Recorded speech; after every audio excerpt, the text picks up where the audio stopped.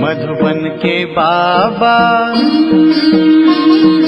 मधुबन के बाबा मुरली वाले, आपका क्या कहना, आपका क्या कहना। ओम शांति। आज 26 जुलाई 2021 के साकार मधुर महावाक्य हैं। आज मीठे मीठे बाप दादा बोले, मीठे बच्चे, याद की यात्रा में कभी थकना नहीं। देह अभिमान के तूफान थकाते हैं, देही अभिमानी बनो तो थक दूर हो जाएगा। बाबा ने कहा कि मीठे बच्चे, याद की यात्रा में कभी थकना नहीं है। देह अभिमान के तूफान थकाते हैं, देही अभिमानी बनो तो थक दूर हो जाएगा। और बाबा आज हमसे प्रश्न पूछ रहे हैं कि कौन सा संस्कार 21 जन्मों की श्रेष्ठ तकदीर को बिगाड़ने वाला है। तो उत्तर में बाबा ने समझाया कि अगर किसी में रूठने का संस्कार है, बाप से व पढ़ाई से रूठ जाते हैं, तो 21 जन्मों की तकदीर बिगड़ जाती है। इसलिए बाबा कहते, बच्चे, देह अभिमान के वश कभी भी यह उल्टा नशा नहीं चढ़ना चाहिए कि मैंने इतनों को समझाया, इतनी मदद की। देखो बाबा कितनी बड़ी अथॉरिटी, फिर भी कितना निरअहंकारी है। इसलिए सी फादर। और आज मुरली का गीत है, रात के राही थक मत जाना, सुबह की मंजिल दूर नहीं। ओम शांति।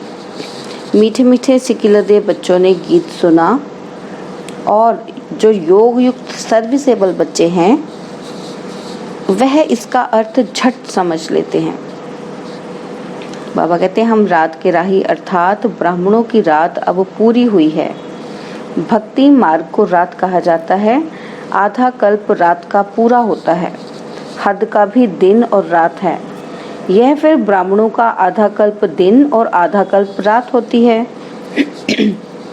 बाबा कहते, इस समय जबकि बाप आते हैं तो अंधियारा है, अंधेरे में आए ना अज्ञानता के, तो प्रभात होने का पहला पूर है, सवेरा हो रहा है। बच्चे जानते हैं। अब बाप कहते हैं, मीठे मीठे बच्चे, याद की यात्रा में थक नहीं जाना। जैसे जिस्मानी यात्रा होती है, बाबा कहते आगे पैदल जाते थे बहुत धीरे धीरे, और बीच बीच में मंजिल बनी रहती थी रेस्ट के लिए, है ना। बाबा कहते मालूम रहता है कि हमको फलानी फलानी मंजिल पर ठहरना है। आगे बहुत श्रद्धा से पैदल जाते थे, उसमें बड़ी मेहनत है। अब यह तो बहुत सहज है। इसको कहा जाता है सहज याद व योग। सिर्फ बाप को याद करना है। थकने का मतलब ही है देह अभिमान आना। हाँ, इसमें कोई शक नहीं कि माया के विघ्न पड़ेंगे, परंतु इसमें थक नहीं जाना है। बाबा कहते कि थक जाने से देह अभिमान आ जाता है। बाप कहते हैं, बच्चे, शरीर निर्वाह के लिए काम तो करना है, उसके लिए छुट्टी है। 8 घंटा शरीर निर्वाह, 8 घंटा आराम, बाकी 8 घंटा इसमें दो। अभी तो पूरा पूरा 8 घंटा कोई देते नहीं, अंत में 8 घंटे तक रहेंगे। चार्ट को बढ़ाते रहो। यहाँ सब आकर बैठते हो तो याद दिलाई जाती है, जिसको तुम निष्ठा कहते हो। जाते हैं ना बाबा के घर में, तो आप बैठते हैं, बाबा कहते हैं उसको निष्ठा कहते हैं। बाबा की याद में आकर बैठते हो, इसका मतलब यह नहीं कि सिर्फ यहाँ आकर याद में बैठना है। सेंटर में आकर बैठते तो सिर्फ ये नहीं, सिर्फ सेंटर पे ही बैठेंगे। बाबा कहते हैं नहीं, ऐसे बहुत हैं, समझते हैं 5-10 मिनट योग करके उठें, परंतु बाप तो कहते हैं धंधा धोरी करते, कहाँ आते जाते हो तो भी तुम योग में रहो। कहाँ गंगा स्नान आदि करने जाते हैं तो राम राम जपते हैं ना। तो बाबा कहते हैं यहाँ तुमको कुछ सिमरना नहीं है, सिर्फ बाप को याद करना है। यह बाप बच्चों से ही बात कर रहे हैं। तुम्हारा कल्याण ही है याद की यात्रा में, इसमें थकना नहीं है। बाबा कहते हैं इसमें तूफान बहुत आएंगे। तूफान कोई मिट्टी आदि के नहीं, माया के तूफान आने से बुद्धि का योग टूट जाता है। संकल्प ही ऐसे आएंगे, व्यर्थ बातें बुद्धि में आती जाएंगी, तो माया बुद्धि को ही हटाएगी, बुद्धि का योग तोड़ेगी। फिर देह अभिमान में आने से धंधादौरी बच्चे याद करते हैं। बाप कहते हैं अब तो ये धंधादौरी आदि सब खलास हो जाने हैं, तुम्हारे बच्चे वारिस बनने ही नहीं हैं, सब खत्म हो जाने हैं। अभी तो वारिस बेहद के बाप के खड़े हैं, हद का वर्षा मुर्दाबाद होना है। साहूकार लोग समझते हैं अब बच्चा बड़ा होगा, शादी करेगा, फिर ये होगा। बाप कहते हैं अभी इतना टाइम नहीं है, इसलिए दुनिया से बिल्कुल मोह हटा दो। माना ट्रांसफॉर्मेशन बहुत फास्ट हो रहा है, कलयुग बहुत फास्टली ट्रांसफॉर्म होकर सतयुगी दुनिया में बदलने के लिए तेजी से हो रहा है चेंज। तो बाबा कहते हैं इसलिए ये इतनी फास्ट तरीके से हो रही है, तो मोह में रहेंगे तो प्रॉब्लम में आ जाएंगे, दुख में आ जाएंगे। ये सब चेंज होने वाला है, इसलिए इसमें दिल नहीं लगाना है। बाबा कहते हैं ये तो कब्रिस्तान है, धंधादौरी बच्चों आदि के चिंतन में मरेंगे तो मुफ्त अपनी बर्बादी कर देंगे। क्यों बाबा ने ऐसे कहा? क्योंकि टाइम कम है। अगर हम बुद्धि घर परिवार में ही हमेशा लटका कर रखेंगे, बाबा को याद नहीं करेंगे, तो फिर बाबा कहते हैं अंत समय जो मति होती है वैसी गति हो जाती है। तो फिर हम अपना टाइम एनर्जी सब वेस्ट कर देंगे, क्योंकि अंत के समय जैसी हमारी हालत होगी वैसा ही हमें फिर नेक्स्ट जन्म मिल जाएगा, है ना। तो बाबा कहते हैं कि हम ऐसे उसको गड़बड़ कर लेते हैं। तो बाबा ने कहा शिव बाबा को याद करेंगे तो आबादी बहुत होगी। देह अभिमान में आने से बर्बादी होती है, देही अभिमानी बनने में आबादी होती है। जितना याद करेंगे उतना भविष्य 21 जन्म वर्षा पाएंगे। याद नहीं करेंगे तो बहुत घाटा पड़ जाएगा, वह फिर कल्प कल्पांतर के लिए हो जाएगा। इतनी बड़ी घाटे की बात है। बाबा कहते ख्याल करना चाहिए, हम पूरा वर्षा कैसे पाएं। धन की भी बहुत लालच नहीं रखनी चाहिए। बाबा कहते हैं टू मच में नहीं जाना चाहिए। कोई दिवाला मारते हैं तो बहुत फिकरात हो जाती है, शिव बाबा को बिल्कुल भूल जाते हैं, फिर दोष रखते हैं कि ज्ञान में आए हैं तब दिवाला मारा है, बीमार हो पड़े हैं। बाबा कहते हैं ये कभी नहीं समझना चाहिए। बीमारी आदि होती है, यह तो कर्म भोग है। अच्छा है विकर्म विनाश हो जाएंगे। धर्मराज के डंडे खाने से तो बीमारी अच्छी है ना। बाबा कहते हैं कि कर्म भोग चुकतू करना है। ये तो महारोगी शरीर है, कितनी संभाल की जाती है, चलते चलते खड़े हो जाते हैं, हार्ट फेल हो जाते हैं। ऐसी पुरानी दुनिया को तो बुद्धि से एकदम भूल जाना चाहिए। बच्चे देखते हैं बाप नया घर बना रहे हैं तो पुराने से एकदम दिल हट जाती है, होती है ना। घर में नया घर बना रहे हो तो बच्चे क्या कहते हैं जल्दी जल्दी बनाओ, नए घर में शिफ्ट करें। तो बाबा कहते हैं कि बाबा जल्दी से मकान बनाओ, पुराने मकान में तकलीफ बहुत है। बाबा कहते हैं तुम भी जानते हो यह पुरानी दुनिया तो बहुत गंदी है। तुम्हारा ये है बेहद का सन्यास।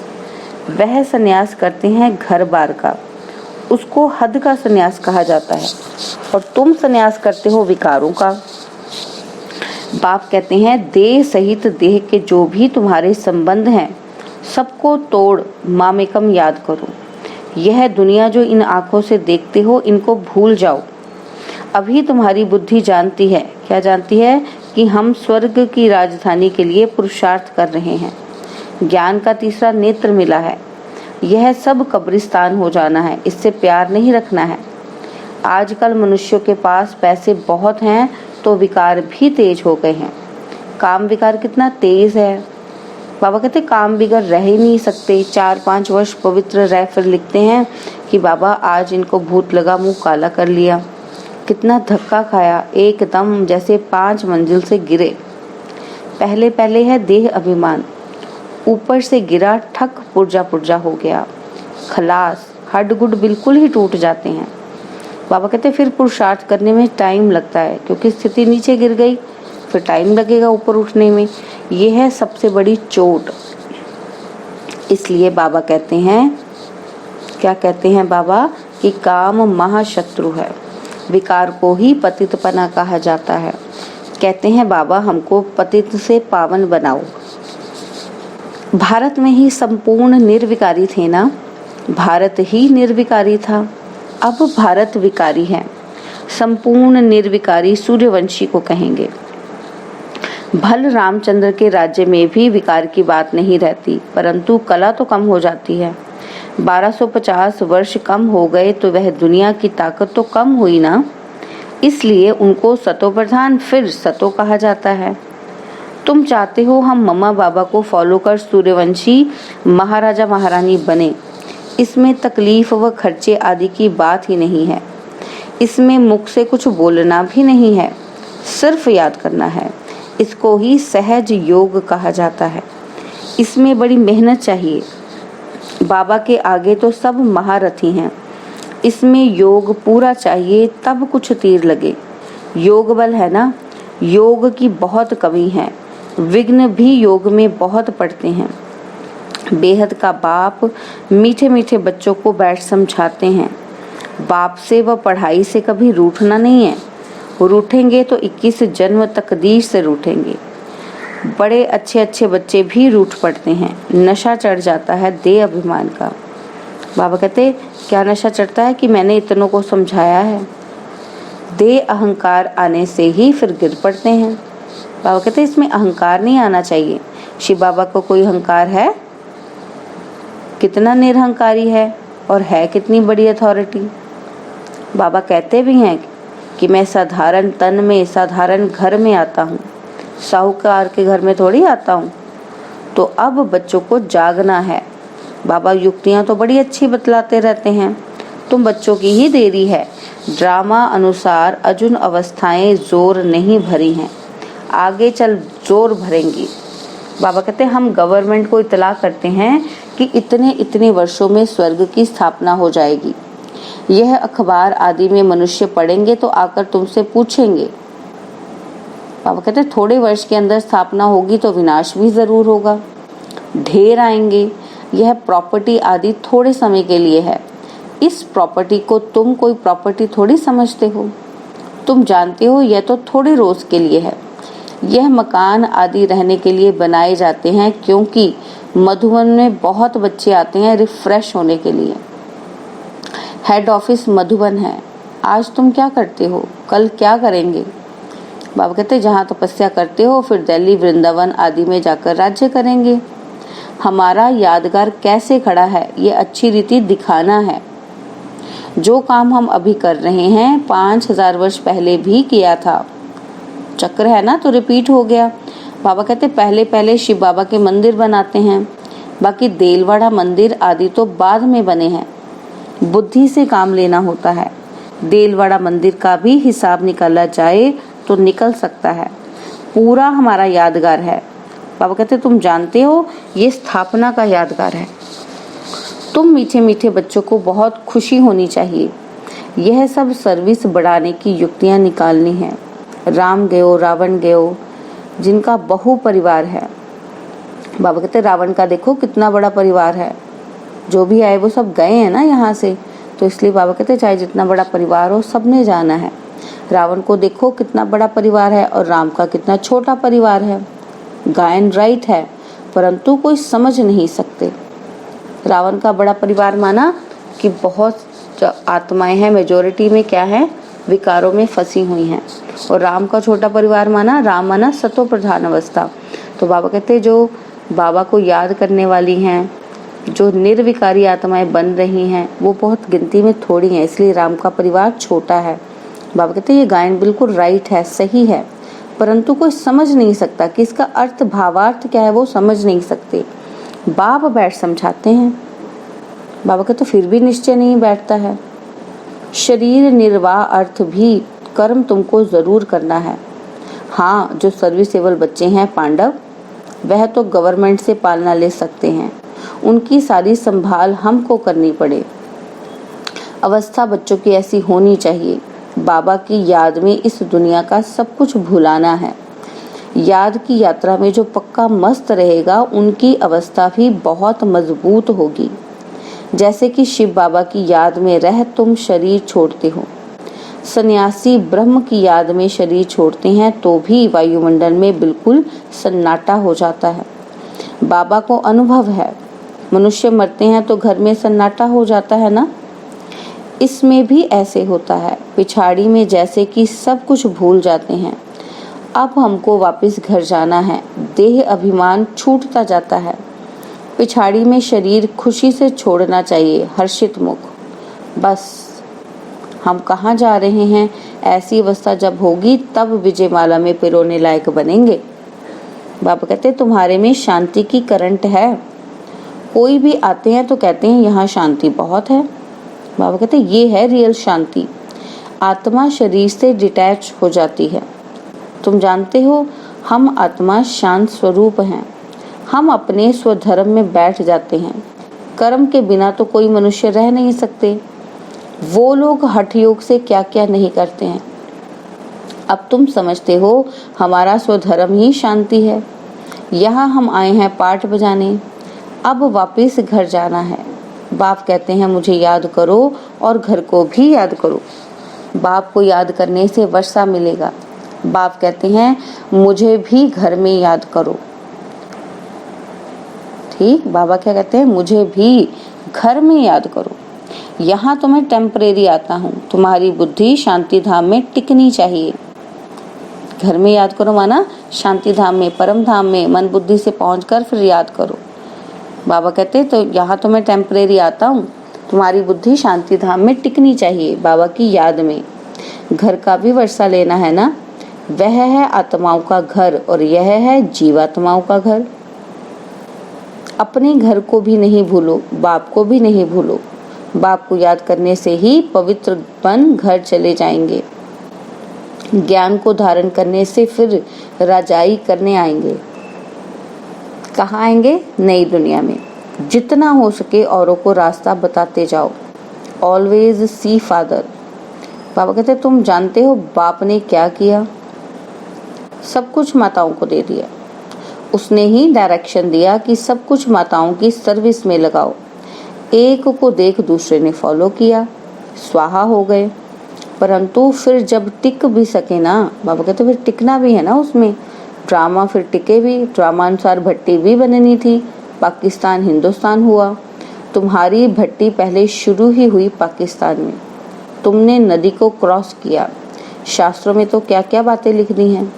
प्रैक्टिकल तो तुम अब सुनते हो ना, फिर कल्प बाद तुम ही सुनेंगे। अब बाप कहते हैं, क्या कहते हैं? Hear no evil. धंधा आदि भल करो परंतु हियर नो इवल। कुछ बुरा नहीं सुनना है। बाप कहते हैं हर बात में श्रीमत लो।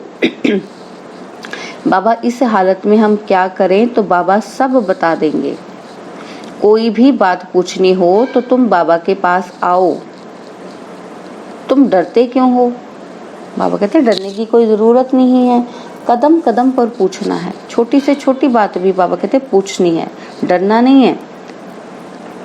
कई बार हमसे इतनी बड़ी गलती हो जाती है, हम उसको छुपा लेते हैं कि किसी को पता ना चले। फिर उसके बहुत बुरे परिणाम आगे कई बार हमें फेस करने पड़ते हैं। तो बाबा कहते ऐसे पूछना नहीं है, पूछना है, घबराना नहीं है, डरना नहीं है। कदम कदम पर पूछना है। छोटी से छोटी बात भी पूछनी है। श्रीमत पर चलने से कदम कदम में पदम है।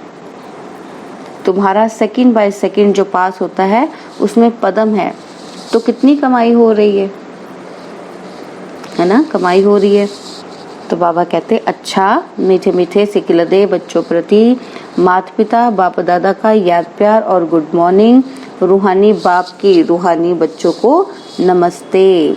हम रूहानी बच्चों की रूहानी बाप दादाजी को दिलवा जान सिकवा प्रेम से नमस्ते। ओम शांति। प्यारे बाबा, मीठे बाबा, मेरे बाबा, शुक्रिया बाबा, शुक्रिया बाबा, शुक्रिया बाबा। धारणा के लिए मुख्य सार है। पहला पॉइंट है विजयमाला में पिरोने के लिए इस शरीर से डिटैच होने का पूरा पूरा पुरुषार्थ करना है।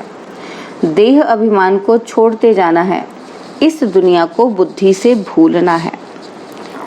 और सेकंड पॉइंट है कि टू मच धन की लालच में नहीं जाना है। बाप की याद के सिवाय दूसरा कोई चिंतन ना रहे। कभी भी बाप से व पढ़ाई से रूठना नहीं है। और वरदान दिया है बाबा ने कि परिवर्तन शक्ति द्वारा सर्व की शुक्रिया के पात्र बनने वाले विघ्न जीत भव। परिवर्तन शक्ति द्वारा सर्व की शुक्रिया के पात्र बनने वाले विघ्नजीत भव। यदि आपका कोई अपकार करे तो आप 1 सेकंड में अपकार को उपकार में परिवर्तित कर दो।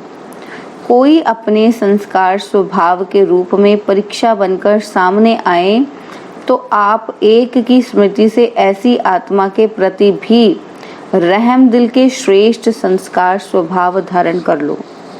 कोई देहधारी दृष्टि से सामने आए तो उनकी दृष्टि को आत्मिक दृष्टि में परिवर्तित कर लो। ऐसे परिवर्तन करने की युक्ति आ जाए तो विघ्न जीत बन जाएंगे। फिर संपर्क में आने वाली सर्व आत्माएं आपका शुक्रिया मानेंगी। स्लोगन है, अनुभवों का स्वरूप बन जाओ तो चेहरे से खुशनसीबी की झलक दिखाई देगी। अनुभव में आ जाए बाबा का प्यार, वो स्थिति, तो क्या हो जाएगा? बाबा कहते हैं अगर आप अनुभव के स्वरूप बन जाओगे तो चेहरे से खुशनसीबी की झलक दिखाई देगी। ओम शांति।